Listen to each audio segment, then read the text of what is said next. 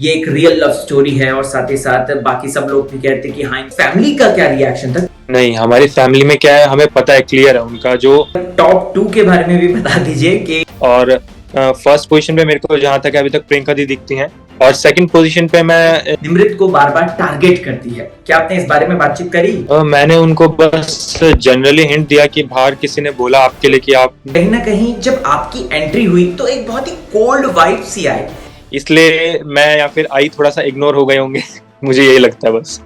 और फिर big boss उसके अगेंस्ट में डिसीजन लेते हैं तो वो सबको बुरा लगता है थोड़ा थोड़ा। सारी बातें बताएं कि बाइसनेस वाली बात है, मुझे लगता है हल्का सा बिग बॉस करते हैं उनकी मंडली में मदद। अंकित गुप्ता जब घर के अंदर थे और उस वक्त जो है प्रियंका अलग तरीके से खेल रही थी, अंदर से सपोर्ट करते थे, आज अंकित बाहर से सपोर्ट कर रहे हैं। तो अगर आपसे बात करें जाए तो क्या आप भी कोई स्पेशल मैसेज लेकर गए थे? अंकित से फोन बोला था कि प्रियंका को बताना मौसम। नमस्कार दोस्तों, स्वागत है आपका चैनल टेली खजाना में। इस वक्त टेली खजाना में एक्सक्लूसिव हैं योगेश चौधरी, जो कि प्रियंका चाहर चौधरी के भाई हैं। हेलो। तो योगेश जी, सबसे पहला सवाल तो यही है कि सभी के पेरेंट्स या फिर भाई लोग मौजूद थे स्टेज पे सलमान खान के सामने, बट हमने आपको मिस किया। हमें लगा कि शायद आपको इनविटेशन नहीं है। क्या बोलना चाहेंगे फैंस को आप इस बारे में? नहीं, स्टेज शेयर करने की वजह वो नहीं थी कि मुझे करना नहीं था, एक्चुअली मैं रेडी नहीं था कि मैं जो मतलब साथ में सामान ले जाना होता है, और फ्लाइट्स की टिकट्स बुक नहीं थी वगैरह, कुछ भी था नहीं, इसलिए मैं जा नहीं पाया था, बस यही रीजन था। जयपुर से मुंबई जाना थोड़ा डिफिकल्ट था उस टाइम पे। मेरा अगला सवाल है निमृत और प्रियंका की इस राइवलरी को देखकर।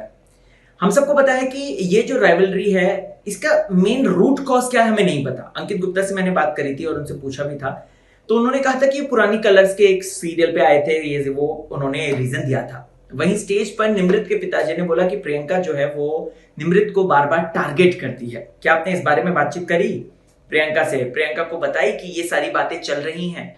मैंने उनको बस जनरली हिंट दिया कि बाहर किसी ने बोला आपके लिए कि आपने कि मतलब फेक ट्रोलर्स आपने परचेज करे हुए हैं। तो उनको बोला कि ऐसा कौन बोल सकता है। मैंने बोला मैं बताऊंगा तो नहीं कौन बोला, क्योंकि अंकल थे नहीं उधर। मैं डायरेक्ट अंकल जी से बात करता, अगर अंकल होते उधर मैं रिस्पेक्टफुली वे में उनसे बात करता।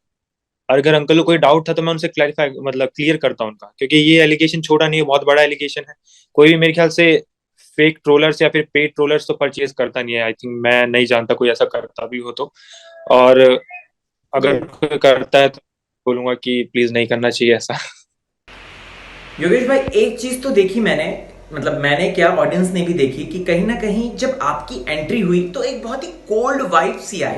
कंटेंडर्स ने ना ज्यादा आपसे बातचीत करी, क्योंकि फारा मैम की एंट्री पर सब लोग जो है झुंड बनाकर आ गए थे।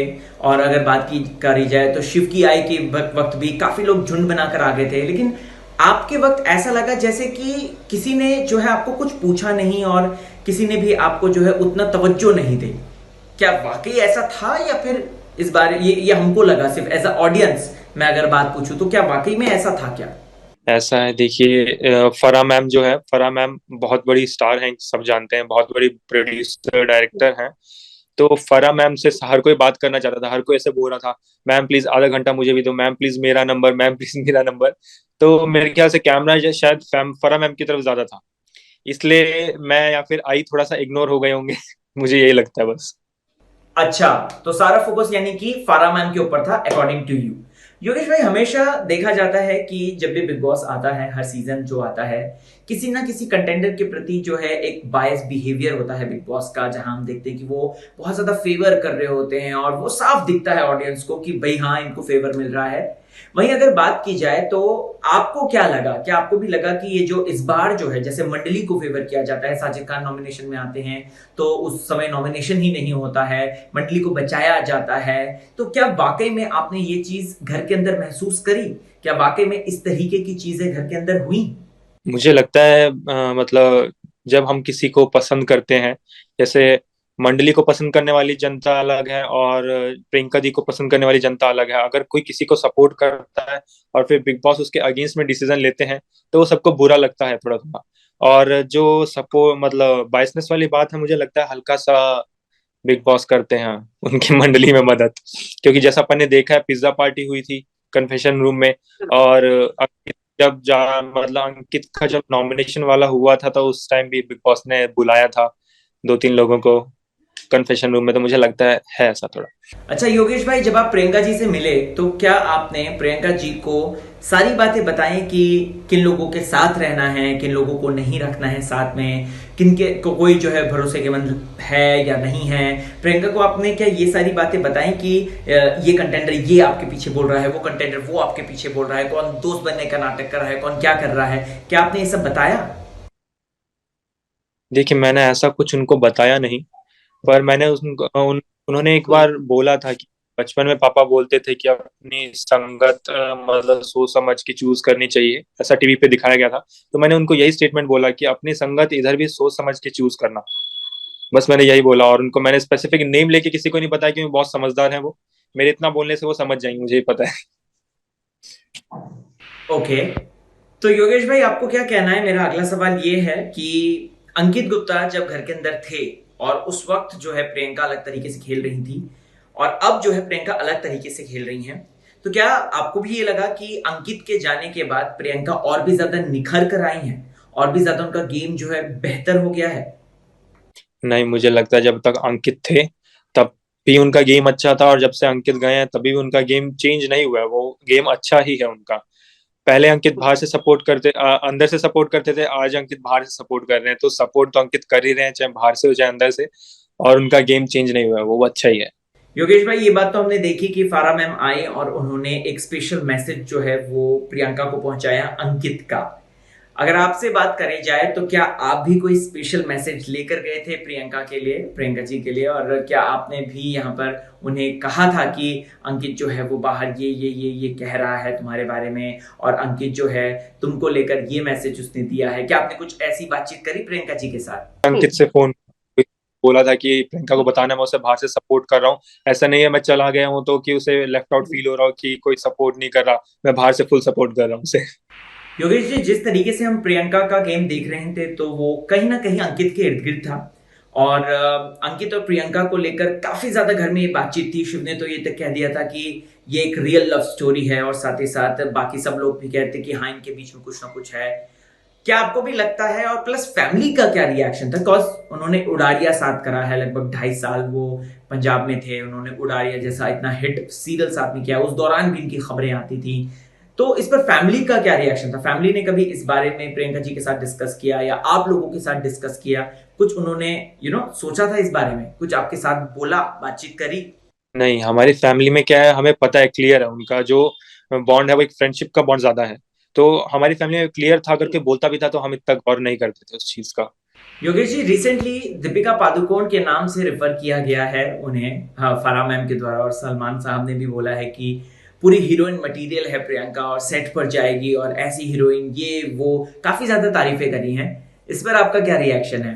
और प्लस प्रियंका से क्या इस बारे में बातचीत हुई? उन्होंने कुछ कहा आपसे, कुछ शेयर करी बात, तो हमें बताइए। मैं बोलता हूँ सलमान सर ने एकदम सही बोला है, क्योंकि मुझे भी लगती है पर्सनली वो हीरोइन मटेरियल है, और सिर्फ सलमान खान सर ने नहीं, फराह मैम ने ही बोला, मेरी दीपिका पादुकोण ऐसे करके कुछ बोला था उन्होंने भी। योगेश भाई, आपने इतनी सारी बातचीत कर दी, अब टॉप 2 के बारे में भी बता दीजिए कि टॉप 2 में आप किसे देखते हैं? वैसे काफी लोग कह रहे हैं कि शिव और प्रियंका होने चाहिए साथ में। क्या आप भी शिव और प्रियंका को एक साथ देखते हैं? आपका क्या ख्याल है? हाँ, बहुत टफ कंपटीशन होने वाला है, मुझे साफ दिखता है। और फर्स्ट पोजीशन पे मेरे को जहां तक है अभी तक प्रियंका दी दिखती हैं, और सेकंड पोजीशन पे मैं शिव एंड एमसी स्टैन में थोड़ा कंफ्यूज रहता हूँ।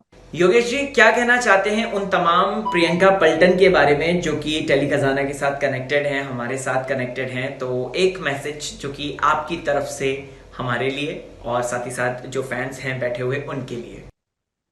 मैं यही बोलना चाहूंगा, जैसे आपने माइग्लैम जिताया था वैसे ही आप बीबी की ट्रॉफी भी जिता सकते हैं, बस आप अपना ऐसे ही प्यार देते रहिए, सपोर्ट करते रहिए, और फिनाले नजदीक है।